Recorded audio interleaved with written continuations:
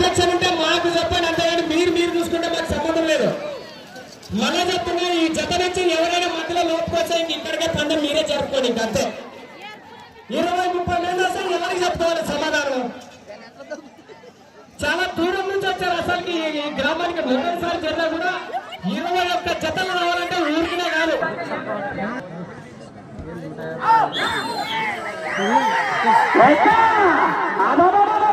తెలిసి మావా అంటే పర్వత మోటార్లు దయచేసి ఎప్పుడు పట్టు ఎవరు ఉండకండి.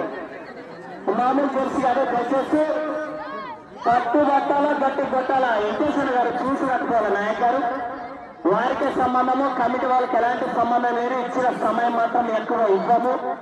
జట్టుకి తెగిన తాడు తెగిన కమిటీ వాళ్ళకి సంబంధం లేదు, మీరు గమనించాలా.